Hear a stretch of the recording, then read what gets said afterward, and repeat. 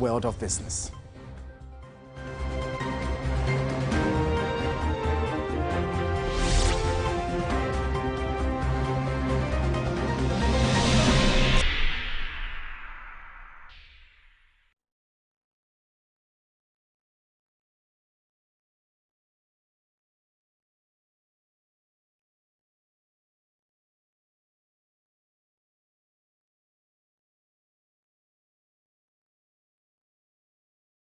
But before then, let's find out how major trading commodities are faring on the international market.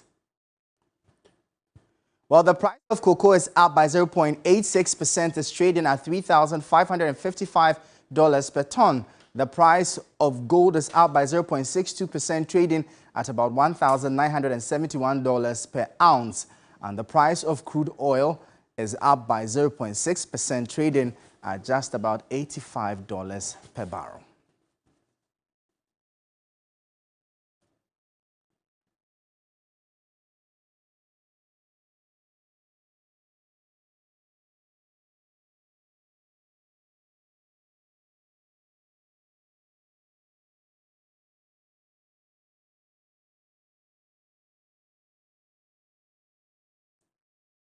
Well, that was updates from the commodities market where we brought you how major commodities are faring. Away from that, Ghana's nuclear project has received a major boost following a visit to Ghana's Nuclear Regulatory Authority by the chairman of the U.S. Nuclear Regulatory Commission, Christopher Hansen.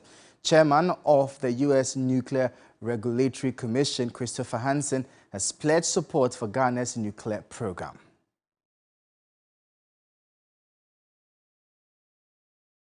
The visit aimed at strengthening partnership between the two regulators as Ghana develops her own strong and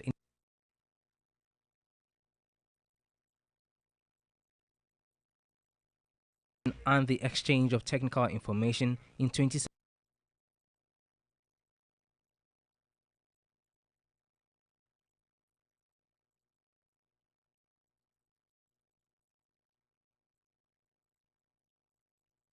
Science, Technology and Innovation, Dr. Kwekwe Frie, and Deputy Minister for Energy, William Oreku Edu, on progress made in radiological regulation and nuclear safety and regulation. He pledged U.S. support for Ghana's nuclear. Director General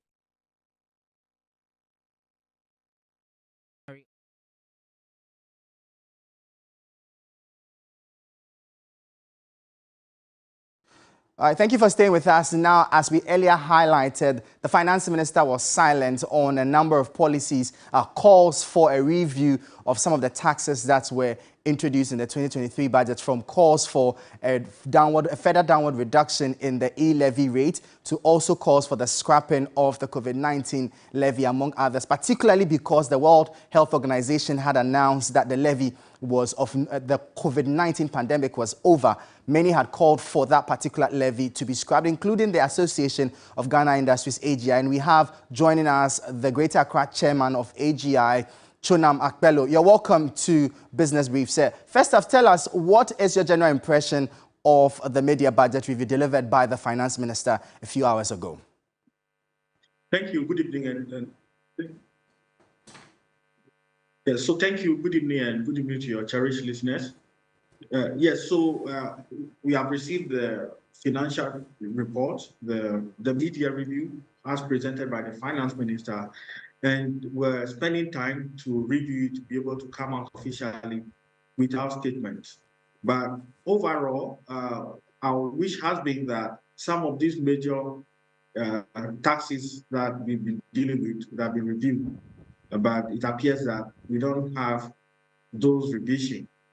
And so at the appropriate time, we would come out and issue a statement to that effect. The realities facing industry are still all there. I mean, the issue of the taxes are real. COVID-19 has been a thing of the past, and we're still having to deal with a levy that essentially means that we continue to be paying 1% every now and then. Our view is that it has to be taken off, and so we hope that we would continue to engage the finance minister to see how best we can deal with some of these tax issues. But as it is now, it appears that the minister has been very silent on most of these revisions that we've been asking for. All right, Chona, we know that you had called for the scrapping of the COVID-19 levy. For you as an association, you've always expressed concern about the high cost of utility tariffs, particularly with the number of upward adjustments we've seen in this year alone. Coupled with that also were some other calls for the scrapping of some of the taxes that were being slapped on materials used for the production of parts that you had also raised. So tell us, for you as manufacturers, what then is the outlook for the rest of the year for you? Well, to be fair, there has been some amount of stability in the macro outlook. The exchange rate has been fairly quite stable compared to last year and other indicators. Our hope is that these will be sustained in a way that we can benefit from the gains. Because as you recall, in the past, our invoices have to be changed sometimes on a weekly basis because of the exchange rate situation we're dealing with. You are unable to predict anything. On top of it, if we're trying to bring raw materials to the country, the cost, and because of the exchange rate differential, the cost has gone up. And what it means is that the cost, our overall cost of production has gone up, and that we have to pass on to the consumers. And so some level of macroeconomic stability would help.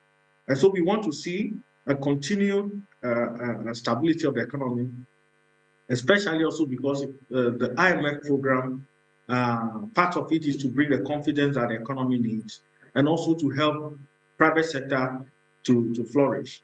The issues around like sanitary pads and so on, we're deeply concerned. We're concerned because these are essential products, and our ladies need to have access to this on a monthly basis. So it is important that it is affordable and the quality is guaranteed. So that's what we've been asking. Much Chonam, that was the Greater Accra Regional Chairman of the Association of Ghana Industries, AGI. Would it bring you more reactions to the budget as the Finance Minister presented the mid-year budget review earlier today? And I must add that there were some policies in there, including some pro-poor ones as proposed and suggested by the World Bank in its report on the Ghanaian economy for 2022. There are also some efforts by the government with its review of the Planting for Food and Jobs program as part of efforts towards tackling the rising and concerning levels of inflation in the country. We'll bring you details of these and more in our subsequent bulletins on News 360 and the likes. My name is Michael Obodu. This has been Business Brief. For more business stories, please visit our website, 3news.com. Thank you for watching. As always, please stay safe.